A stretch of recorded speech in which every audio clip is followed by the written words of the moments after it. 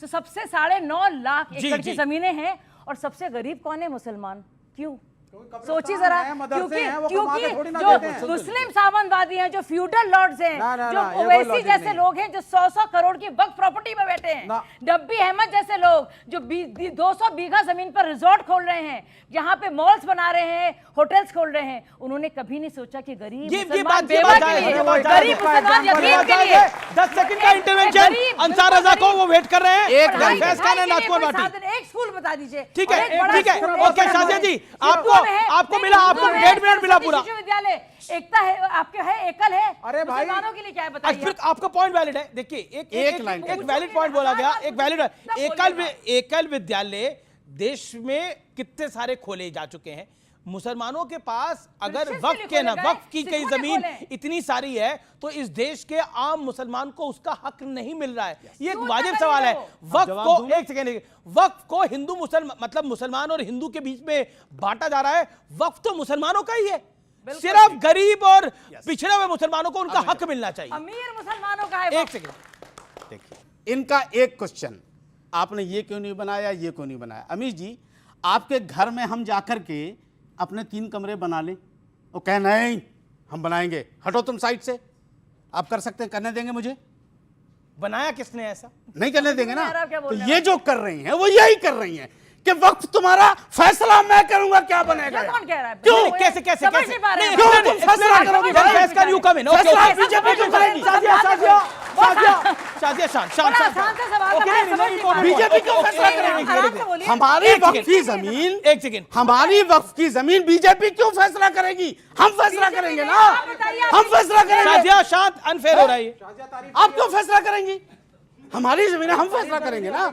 हाँ, काम होना चाहिए, जमीनें हैं, गरीबों की मदद होनी चाहिए। हिंदुस्तान में गुर्बत है। मुसलमान आपको क्यों लग रहा है? एक सेकंड शाजिया प्लीज, शाजिया, पूछे ना। लेकिन आपको क्यों लगता है कि इस देश के मुसलमान, इस देश के मुसलमानों के लिए फैसला भारतीय जनता पार्टी करेगी और अपने 3 कमरे बना लेगी? क्यों लगा है आपको? मुझे एक लाइन में समझाइए। इसलिए लग रहा है कि अयोध्या में प्रभु श्री राम के बगल में जो आर्मी की जमीन थी वो 3 लोगों को बांट दी गई। ये आप सरकारी थी, वो बांट दी गई। ये तो हमारी पर्सनल है। अंसार रजा की बात का जवाब दे रहा हूं। शांति। रेलवे की जमीन हो, वक्फ की जमीन हो, सेना की जमीन हो, जमीन का जर्रा जर्रा हिंदुस्तान का है, कोई तेरा या मेरा पर्सनल किसी का नहीं है। एक बात हिंदी में समझ लो। और दूसरी बात मैं आपको बताता हूं, भारतीय जनता पार्टी निर्णय नहीं कर रही है, बहुमत से चुनी हुई सरकार निर्णय कर रही है, संविधान के अनुसार कर रही है और सेंट्रल में कानून बनाकर कर रही है। लोकसभा में पास हुआ, राज्यसभा में पास हुआ और राष्ट्रपति द्रौपदी मुर्मू जी ने हस्ताक्षर किया, तब बनाया गया है, किसी की पर्सनल नहीं है। दूसरी बात, भाटी साहब का मैं बहुत सम्मान करता हूं, फिर से कहता हूं, लेकिन साहब मुझे एक शब्द से बड़ी आपत्ति हुई, मंदिर में बलात्कार शब्द से मुझे आपत्ति हुई। किसी स्त्री के साथ अनाचार हो सकता है और उसे सजा भी मिलनी चाहिए, लेकिन मंदिर में बलात्कार शब्द का प्रयोग आपको यहां नहीं करना चाहिए। जो वही विचारधारा है, यह कहती है कि बच्चों से गलती हो जाती है, उन्हें माफ। शांति, शांति, विवेक, इसको आपको समझना चाहिए। दूसरी बात, आपने ये कहा राजकुमार भाटी सक्षम है अपना जवाब देने के लिए। देते हैं, आप मुसलमानों को राजनीति में आगे लाते हैं। साहब, आपने कैसे मुसलमानों को राजनीति में आगे लाया? सुनिए, आजम खान, अतीक अहमद, मुख्तार अंसारी और जो मुसलमानों के सगे हैं उन्होंने आगे लाया, डॉक्टर एपीजे अब्दुल कलाम उन्होंने आगे लाया, आरिफ मोहम्मद खान। तो अंतर विचारधारा का साफ नजर आता है। हम कसाब की विचारधारा नहीं, कलाम की विचारधारा वाले हैं। मैं मानता हूं कि मुसलमानों को टिकट दिया जाना चाहिए, भारतीय जनता पार्टी को भी, लेकिन 25 लोगों को टिकट दे दिया जाए और 25 करोड़ मुसलमानों के साथ अन्याय हो जाए, ऐसा नहीं होना चाहिए। 25 करोड़ मुसलमानों के साथ न्याय हुआ, उज्ज्वला योजना में कोई भेदभाव नहीं हुआ, आयुष्मान कार्ड लेकर रहीम खान गया चाहे राम सिंह गया, उसे मिला बराबर से अधिकार। सारे रिकॉर्ड ऑनलाइन मौजूद हैं। कठुआ में गुजर लड़की थी, जो घुमंतु समाज है, जो पशु पालता है। मंदिर शब्द मत बोलिए, बात सुन लीजिए, बस ये निवेदन मंदिर नहीं, मैं मंदिर की जगह क्या शब्द बोलूं मुझे बता दीजिए। पुलिस की FIR में तो मंदिर लिखा हुआ है। पुलिस की FIR में चार्जशीट में, ये विषय नहीं है आगे, आप आगे पुलिस की FIR में चार्जशीट में मुकदमे के फैसले में मंदिर लिखा हुआ है, पुजारी लिखा हुआ है। तो मुझे शब्द बता दो, क्या बोलूं मैं? आपका मंदिर बोलता ही एकदम इतने हाथ हो गए आप। जब पुजारी उस 12 साल की बेटी के साथ रेप कर रहा था तब आप आहत नहीं हुए? अरे तब दरगाह तब आपकी पार्टी को शर्म नहीं आई क्योंकि भड़काऊ जो बात उसके करनी पक्ष आती में है। रेपिस्ट के समर्थन में नारे लगा रही थी? अरे दरगाह में रेप हुआ नहीं, मंदिर में हुआ, तो दरगाह कैसे बोलते हैं? हुआ है ना कुछ दरगाह में, अजमेर दरगाह के नाम आते जहां हैं ना, हुए उन मुल्लाओं तो को हम फांसी नहीं में बोलते चढ़ाइए। पर। एक इन्होंने आजम खान साहब का नाम लिया। आप बहुत अच्छे आदमी लगते हैं मुझे और पढ़े लिखे भी लगते हैं। मैं आपसे माफी के साथ कहना चाहता हूं, आजम खान के पैर की धूल के बराबर भी नहीं हो आप, जितना शानदार वो आदमी है। उस आदमी की आलोचना करने का आपको हक नहीं है। एक दिन वो अरे ये आजम खान को अतीक अहमद से जोड़ रहे हैं। आजम खान ने क्या किया? आजम खान नेता है, शानदार नेता बोल है। दीजिए, आप उसके बाद आजम में खान बोलूंगी। एक मैं देशभक्त बोलूंगी। नहीं, मुझे और आपको भाईचारे में मैं विश्वास मौका करने वाला, दूंगा। हिंदू मुस्लिम एकता का समर्थक नेता है। आजम खान के ऊपर कोई ये फर्जी मुकदमा दायर करे मैं एक फैक्ट बीजेपी की बताना सरकार चाहती ने। हूं। हमारे पढ़ नेता को लीजिएगा आप बदनाम लोग। करोगे आप। आजम खान वो नेता है हाँ। जिसने मुसलमानों की सबसे ज्यादा जमीन ली है। कौन सी क्या जमीन ली है? वक्त कौन सी सुनिए, जमीन ली है? मुझे बोलने दीजिए। आप मुसलमानों गूगल कर के लिए लीजिए। यूनिवर्सिटी सुनिए, बनाई है आजम खान ने। उसपे पैसे खाए हैं। हाँ, उसपे वो पैसे यूनिवर्सिटी खाए हैं बनाई और बच्चों को जेल में पढ़ाने है के वो। लिए। और फ्री सुनिए, में आप शिक्षा बोलने देते हैं दीजिए, बच्चों मुझे को। बोलने दीजिए। क्या बात कर रही हो आजम आप? खान वो शख्स है जिसने इतनी जमीन ली है कि शिया वक्फ बोर्ड ने बाकायदा वो जमीन वापस लेकर बाकी मुसलमानों को, जो मजलूम मुसलमान थे, वापस दी है। फैज खान को कहा गया कि आप पैरों की धूल के बराबर नहीं है आजम खान की। आजम खान के बारे में कुछ फैक्ट सामने रखने जरूरी है। जयप्रदा के अंग वस्त्र की पर टिप्पणी करी थी आजम खान ने। एक सेकेंड मैडम, अंग वस्त्र पर टिप्पणी करी थी, इनर वियर पर जयप्रदा की टिप्पणी करी थी। उसके बाद आजम खान ने बोला था ये जो अंबेडकर है ना, इसका जो निशाना जाता है, जहां इसका निशाना जाता है वहां तक इसी की जमीन हो जाती है, यह कहा था आजम खान ने। इसके अलावा आजम खान ने क्या कुछ किया है, क्या कुछ कारनामे किए हैं, यह मुझे बताने की आवश्यकता नहीं है। कोई भी आज के इंटरनेट के जमाने में जाके पढ़ सकता है आजम खान किस तरह का व्यक्ति था। उस आजम खान को बोल रहे पैर की धूल के बराबर नहीं है। आजम खान आपके लिए नेता होगा, आपके लिए अतीक अहमद भी नेता होगा भाई। उसके कुत्ते से मिलते थे आप लोग जाकर, ये सत्य है। बिल्कुल, आप बिल्कुल जवाब का मौका दे रहा हूं। उसके कुत्ते से मिलते थे जाकर। मुख्तार अंसारी आपके लिए नेता होगा, उसके भाई को तो अभी तक आपने सांसद बना रखा है। उसके बेटे ने क्या बोला था, हमारी सरकार आ जाने दो, एक भी पुलिस अफसर का तबादला नहीं होगा, पूरा हिसाब किताब होगा। क्या हिसाब किताब करता वो आकर? मतलब तुष्टीकरण की पराकाष्ठा यह है कि इस देश के मुसलमानों को कभी बाबर के साथ, कभी औरंगजेब के साथ, कभी मुख्तार अंसारी, अतीक अहमद और अब आजम खान के साथ जोड़ते हैं आप लोग। और एक सामने सच्चा देशभक्त मुसलमान खड़ा हुआ है, उसे आप कहते हो पैरों की धूल के बराबर नहीं है। ये तुष्टीकरण की पराकाष्ठा है। प्रोफेसर साहब, गृह मंत्री अमित शाह ने बोला कि पार्टीशन हुआ, वो पार्टीशन भी तुष्टीकरण की देन था और उसका बड़ा फायदा कांग्रेस पार्टी को हुआ, कांग्रेस पार्टी के परिवार को। देखिए, जवाब, अमित शाह जी को सही में थोड़ा और पढ़ना लिखना चाहिए था, लेकिन मैं इस पर कुछ नहीं कहूंगा। जो वक्फ करके पूरा वक्फ बोर्ड जो कानून आया था उस पर चर्चा कर रहे थे, तो उनसे मैं ईश्वर से प्रार्थना करता हूं कि उनको वाकई सद्बुद्धि दे कि तुष्टीकरण की राजनीति और देश में जो बंटवारा हुआ, ये सब जानते हैं देश में बंटवारे के लिए कौन जिम्मेवार था। अंग्रेज जिम्मेवार थे, हिंदू महासंघ जिम्मेवार थी और जिन्ना जिम्मेवार था। हिंदू मुस्लिम जो तुष्टीकरण की राजनीति मुसलमानों के लिए या हिंदुओं के लिए किसने किया? अंग्रेजों ने किया। अब बात आ रही थी कल जो आपने चर्चा की है, अरे भाई आप कहते हो कि सत्ता ले लिया, गांधी को आप कहते हो कि उन्होंने सत्ता ले लिया। गांधी ने इस देश में अपनी जान की लगाई और किसने उनकी जान ली सबको पता है। वो जान देकर के इस देश को आजादी दिलाई। नेहरू ने 11 साल जेल में रहकर के इस देश को आजादी दिलाई। कांग्रेस के हजारों कार्यकर्ता जान दिए और तब जेल में रह करके और तब ये देश को आजादी मिली। आज आप आजादी पर प्रश्न लगाते हो और तब आप क्या कर रहे थे? आपके लोग जो है उन्हीं अंग्रेजों की गुलामी करने में और उनके साथ रह करके भारत छोड़ो आंदोलन का विरोध कर रहे थे। पहली बात, 2 सेकंड पार्टीशन, 2 सेकंड, ठीक है, 10 सेकंड लीजिए। मुझे यह पता रहता कि यहाँ आजम खान पर डिबेट है तो जरूर मैं उस पर कुछ पढ़ के आता, पर सच्चाई है हिंदू मुस्लिम सिख ईसाई इस देश के भाई भाई हैं। इस देश के भाईचारे को जो चारा बनाने का काम कर रहा है ये सब देख रहे हैं। मुस्लिम प्रताड़ना योजना नहीं है, इस देश में हिंदुओं को डराने की योजना है ताकि आप वोट की राजनीति करें और वोट की राजनीति करके हिंदू नौजवानों को बेरोजगार करने की एक नई रणनीति पर चल रही है इस देश में। दूसरी बात, मैं आपसे भी आग्रह करता हूं और भगवान के लिए इस देश के मीडिया हाउसेस से कम ये हिंदू मुस्लिम का एजेंडा छोड़ दीजिए। ये देश रहेगा तब ये कांग्रेस पार्टी रहेगी, भाजपा रहेगी, आप रहेंगे, हम रहेंगे, देश का रहना जरूरी। नहीं वक्त की बात नहीं होगी। चार आपने लोग बोला, यहाँ पे आप हैं, बोले कि वक्त देश के 14 मीडिया खिलाफ। हाउसेस से मैं नहीं, निवेदन अमीर जी, करता हूं अमीर जी, दो लोग हैं, वक्त 14 वो खिलाफ हिंदू है। मुसलमान का एजेंडा छोड़ दे। होता है। मैं तो हिंदू की बात ही नहीं लेके आया, मैं तो कह रहा हूं मुसलमानों को किसने सगा और कौन सगा और किसने ठगा है। Point number 1। अच्छा, औरंगजेब की तारीफ इस देश के मीडिया ने करी थी क्या? औरंगजेब की तारीफ करने वाला अबू आसिम आजमी था, किस पार्टी का था मुझे बताइए। राणा सांगा को गाली देने वाला किस पार्टी का आदमी था वो बताइए। अब मैं सीधी आप मैं पार्टीशन की बात करना चाहता हूं। आपको लग रहा है कि ये जब से मीडिया पैदा हुआ है, जब से मोदी जी आ गए हैं 2014 के बाद से ही सारा पूरा हिंदू मुसलमान नैरेटिव हो गया है? पार्टीशन के वक्त, एक सेकेंड, पार्टीशन के वक्त क्या धार्मिक बंटवारा नहीं हुआ था? ये लकीर कमरे में बैठकर इसने खींची थी, क्योंकि मेरा खुद का परिवार पाकिस्तान के सियालकोट से आया हुआ है। उस दर्द को, उस पीड़ा को मैं समझता हूं। कमरे में बैठ के लकीरें नहीं खींचती जनाब। देश के उसके लिए कौन जिम्मेवार था? कौन जिम्मेदार था? हिंदू महासभा जिम्मेवार थी। किसने करी थी? जिन्ना जिम्मेवार था। हिंदू महासभा सरकार में आई थी। देश को बंटवारे के लिए अंग्रेजों की वो कुनीति जिम्मेवार थी।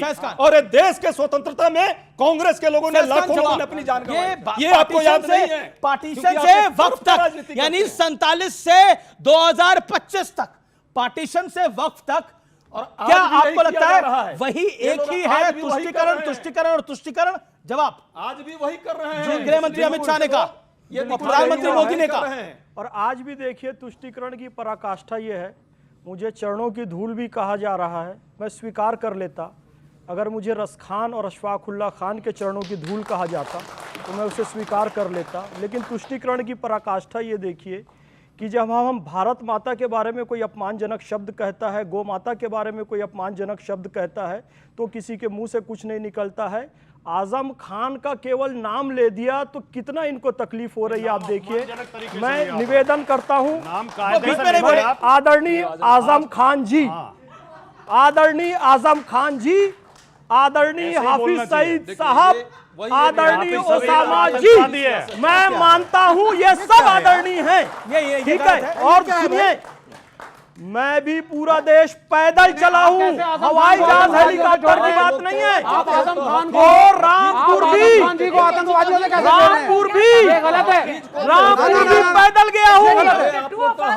और मैं सच्चाई जानता हूं कि वहां क्या क्या हो रहा है। आप चुप रहिए। भारत माता डायन नहीं हो सकती, भारत माता की जय होगी, भारत माता जिंदाबाद होगा, भक्ति की पूजा नहीं होगी, मार्क्स लेनिन नहीं चलेंगे, नक्सलवाद बिल्कुल गलत है, बिल्कुल गलत है। इनको बोलिए भारत के आजम खान क्योंकि मुसलमान है, इस देश का नेता अरे है, मैं भी मुसलमान हूं, अशफाकुल्ला खान के चरणों की धूल हूं, भारत माता के चरणों की धूल हूं, मैं भारत माता के चरणों की धूल हूं, मैं आजम खान के चरणों की धूल नहीं हूं। ठीक है भैया, आदरणीय आजम खान आपको एक सेकंड, ऑल ऑडियोज डाउन। आपको आजम खान के बारे में कुछ बोलना बोलिए, लेकिन आप ओसामा बिन लादेन को साहब नहीं कह सकते, हाफिज सईद को साहब नहीं कह सकते। I object. तो फिलहाल टक्कर के एडिशन में वक्त है एक ब्रेक का। ब्रेक के उस पर एक बड़ी खबर और चर्चा आगे बढ़ाएंगे। मुसलमानों को कोई गुलाम ना समझे, ना डराए कि उसे इज्जत नहीं देता, एहसान फरामोशी चल रही है, एहसान फरामोशी चल रही है। ये इज्जत, वो इज्जत जो आपको दी गई ना, जो इज्जत आपको दी गई 70 साल।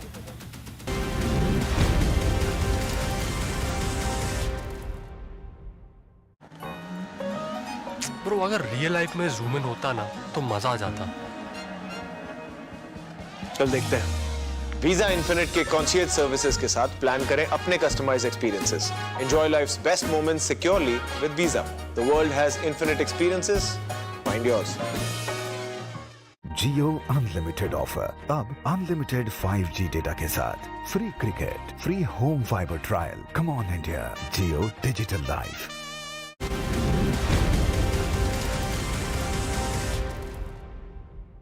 वेलकम बैक व्यूअर्स, आप देख रहे हैं CNBC आवाज पे टक्कर का ये बेहद खास एडिशन।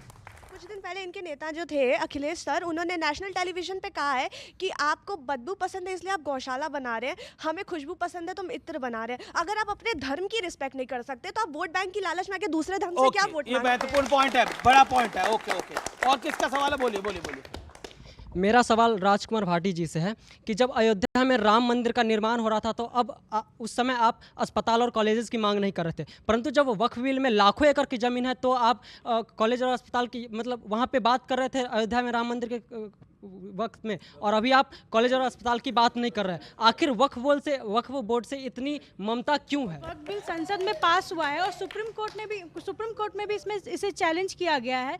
फिर ये सड़कों पे ये हंगामा क्यों हो रहा है? सड़कों पे हंगामा क्यों हो रहा है? जब मतलब संविधान सम्मत एक काम हुआ है उपाध्याय साहब, एक सेकेंड, संविधान सम्मत काम हुआ है। संविधान क्या कहता है? संविधान कहता है अगर देश की संसद कोई कानून बना रही है, राष्ट्रपति इसको साइन कर रही है, और मतलब इस देश के कुछ नेता और कुछ धार्मिक नेता कहते हैं हम नहीं मानेंगे इस कानून को, कैसे नहीं मानेंगे इस कानून को? जब बना है, सुनिए, कोई भी कानून है यदि जा रहा है सुप्रीम कोर्ट के बीच में, तो इसका मतलब उसके रिव्यू का एक रास्ता संविधान नहीं दिया है। कानून बना है, कानून पे चर्चा होगी, यदि सुप्रीम कोर्ट उसको कह देगा कि नहीं सही है, बात खत्म हो जाएगी। अभी कह रहे हैं सड़कें क्यों जाम करी जा रही है, इसको लेकर चाहिए धमकाया क्यों जा रहा है? शांतिपूर्ण धमकाया क्यों जा रहा है? नहीं, धमकाने का जो धमकाता है उसको सरकार धमकाएगी। ये भारत भूमि एक स्वतंत्र देश है, धर्मनिरपेक्ष देश है, लेकिन फिर से यहां पर वक्फ बोर्ड के नाम पर एक बहुत बड़ी साजिश रची गई थी और रेलवे के बराबर भूमि लगभग कब्जा ली गई थी, और रोलेक्ट एक्ट की तरह कानून बनाकर बिना अपील, बिना वकील, बिना दलील 1919 में किसी भी भारतीय को उठा लिया जाएगा। और यह कानून बनाया गया कि जिस पर वक्फ हाथ रख देगा वो वक्फ की हो जाएगी। फिर से इस बात का प्रयास किया गया था, लेकिन हम धन्यवाद देते हैं प्रधानमंत्री श्री नरेंद्र मोदी जी को, अमित शाह जी को, किरण रिजिजू जी को और नीतीश कुमार जी आप साथ रहिए, चंद्रबाबू नायडू जी और चिराग पासवान जी। मुसलमान आपके साथ है, ये देश आपके साथ है। वाकई ये टोपी पहन के देश के मुसलमानों को टोपी पहना रहे हैं। क्या बोला आपने? ये टोपी पहन के देश के मुसलमानों को टोपी और ये जो बातें कुछ कह रहे हैं, जो बातें कुछ कह रहे हैं, भड़काओ पार्टी के सदस्य हैं, भावना भड़काओ पार्टी के सदस्य। अरे भावना क्यों नहीं भड़काएंगे? देश के खिलाफ आग नहीं भड़काएंगे, वतन परस्ती की भावना भड़काएंगे, देशभक्ति की भावना भड़काएंगे, एकता की भावना भड़काएंगे। अरे राष्ट्र होता ही है भावनाओं को भड़काने के लोग हैं। मेरा सवाल यह है, इस देश की सेकुलर पार्टियों ने क्या आपके साथ इंसाफ किया है? सीधा सवाल है और सीधा जवाब चाहूंगा। बिरयानी खाई कभी आपने? नहीं खाई ना? हम बताते हैं, हम जी जी जी अभी आएगी मैम। हम कोई हम कपिल शर्मा नहीं है मैडम, इज्जत से डिबेट कीजिए, इज्जत वाली बात कीजिए। ऐसे ठीक नहीं है ना मैम। हम आपका हम इज्जत आपका बात कर रहे हैं ना, वो आपका एहतराम कर रहे हैं, तो इसका ये मतलब थोड़ी है कि जो भी मुंह में आए आप क्या बोलते हैं। He has his right to make his point. Okay, make your point. Biryani जो है ना वो 3-4 चीजों से बनती है। उसमें नमक डाला जाता है, मिर्च डाला जाता है, गोश्त डाला जाता है। इसमें एक खुशबू पैदा करने के लिए एक तेज पत्ता डाला जाता है, और जब बिरयानी बनके तैयार हो जाती है और खाने की नौबत आती है तो सबसे पहले उसी तेज पत्ते को निकाल के फेंका जाता है। भारत के मुसलमानों का 17 साल से उसी तेज पत्ते की तरह इस्तेमाल किया जा रहा है। जो आता है सब हमें इस्तेमाल करते हैं, और जब खाने की नौबत आती है हमें फेंक देते हो इस्तेमाल। बहुत बड़ी बात ये सेकुलर पार्टियों का हाल है देश में। अब आपको मजाक लग रहा है, आपको कॉमेडी लग रही है, आपकी मर्जी, मजाक लग रहा है, आपकी मर्जी। आपने कहा था ना, आपने कहा था कि सेकुलर पार्टियों ने क्या दिया? सेकुलर पार्टियों ने आपको इज्जत दी, इस तरह के प्रश्न नहीं दिए। आप हाथ छोड़िए, और ये तरीका आप पहले अपोलोजाइज करिए, अपनी जगह पे खड़े रहिए।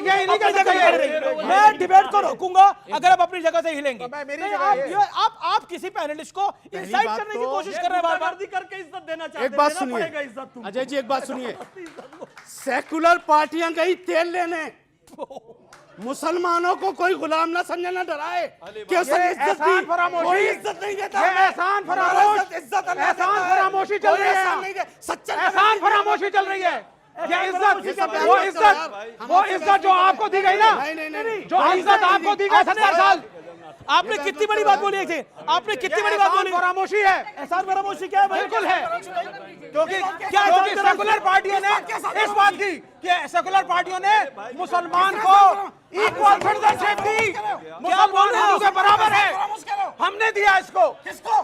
सेकुलर पार्टियों की वजह से बिल्कुल दिया है। तुम बन जाओ मोदी के एजेंट फिर।